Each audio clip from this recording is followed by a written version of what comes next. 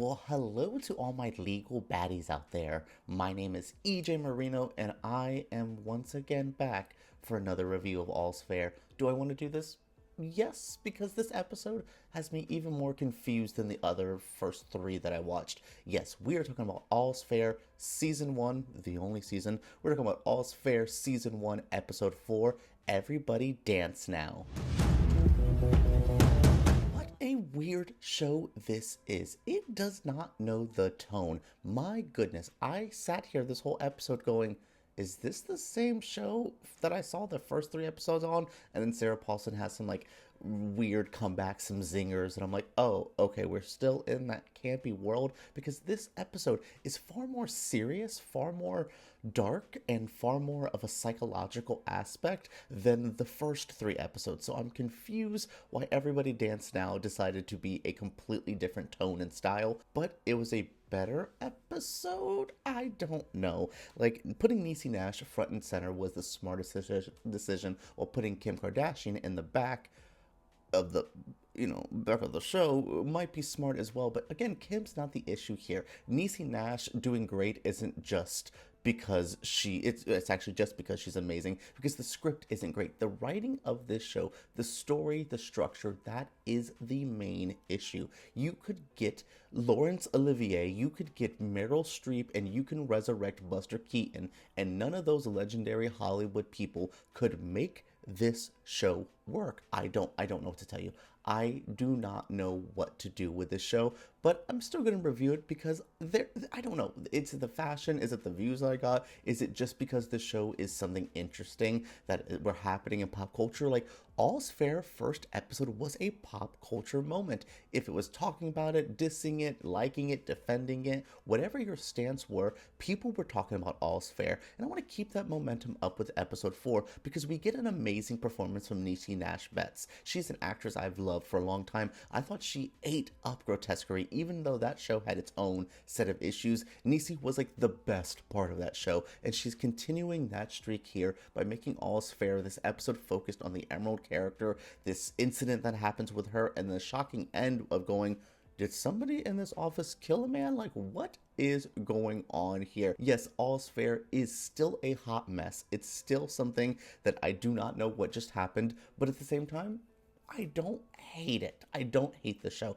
I didn't hate it in my first episode 3 reviews. I just am confused. I don't understand the tone, the style, and I'm still even more confused with a different tone this episode, but I'm intrigued. It's fun. The little case of the week stuff is interesting, even though this one with Jennifer Jason Leigh wasn't as juicy, though it ties back in too well with Kim's character. So like, again, there's an idea here. There is an idea. It's not being executed well, but there's an idea, and I don't know, maybe I'm glamored, I'm amazed by what they're trying to do, that I'm just gonna sit here and watch. This is truly watching like a car crash happening, and I'm rubbernecking, and I'm watching, and I don't hate what I'm seeing. The episode begins and we are already getting a shift. It is not about Allura, which is Kim Kardashian's character. It is about Emerald. Yes, even though Kim Kardashian has like a secret baby going on in her life that she has not told her friends and or her ex-partner, which is reflected interestingly with the case that we're going to see later on.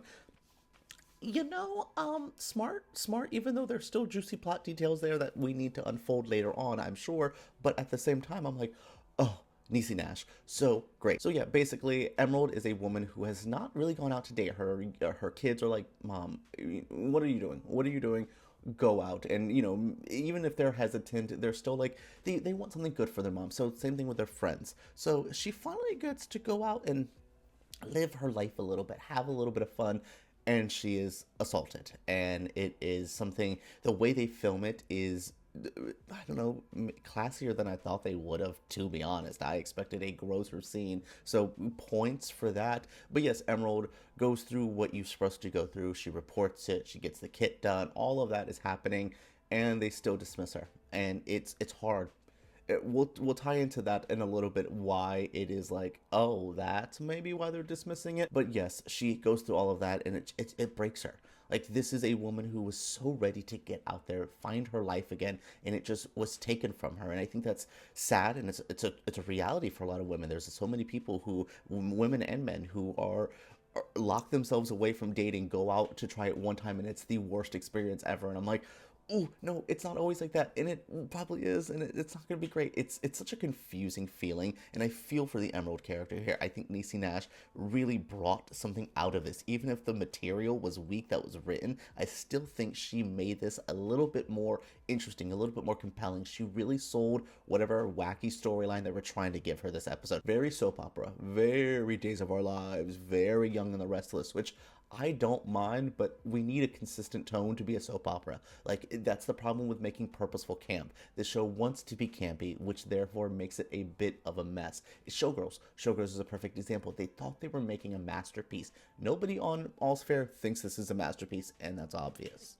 To go back to the Monster of the Week storyline that we're having, of course, each episode has to have a major legal case. We see Jennifer Jason Leigh, who is trying to divorce her husband because she was promising a baby. She never wanted to do it. He wants the baby.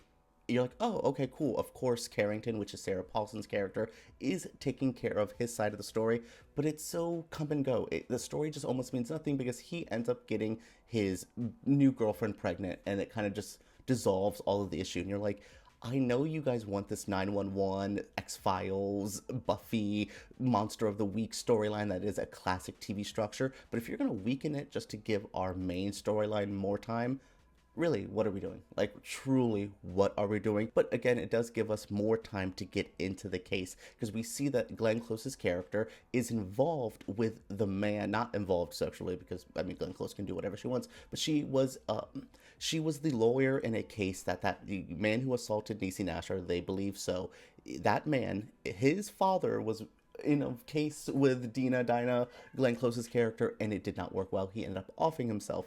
So maybe is this attack revenge? Is he finding people from the law office to sick on this case? And we're like, yikes, ooh, yikes, but oh, surprise, in another quick resolution, he's dead now. And you're like, oh, sure, yes, it looks like it's a potential another family offing themselves. You're like, oh, like father, like son. Cool, great. Get out of here, you gross evil man. But is it more than that? Was that a fake thing? Is that something? Did Alora have something to do with it? Did Glenn Close character? Did Carrington just decide maybe she's going to ruin the lives of the women, so she's going to have him offed? So and I'm like, ooh, there's an intrigue. Again, that's the weird part of this show. There's times where I don't care, and then there's times where I'm like, oh, you're selling me on something. Something's happening here. I don't love it, but something's at least happening. The show's so confused. I'm confused. The show has me confused. I should just be sitting back watching the girls in fabulous outfits have a good time, but I'm like, tone, vibe, aesthetic, where are we going with this show? We have people offing themselves. We have babies that we never wanted. We have babies that we haven't told anybody about. Oh my goodness. Where are we going on the next episode of our favorite soap opera? Yes, All's Fair is firmly in the soap opera territory, for better and for worse. Maybe a different score, maybe giving me that like a guiding light kind of vibe could really save all of this.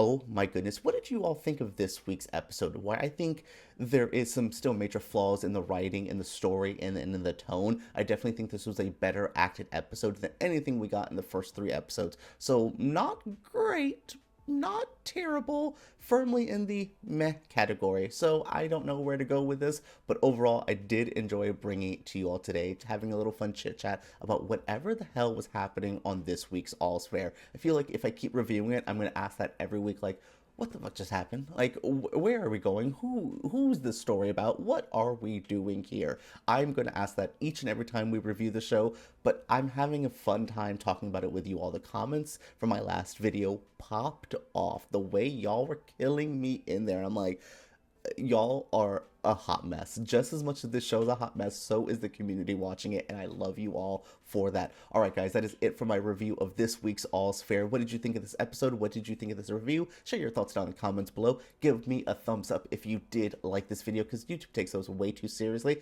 Oh, and make sure you guys subscribe to this channel for more videos like this. All right, guys, let's talk about the latest All's Fair right down below.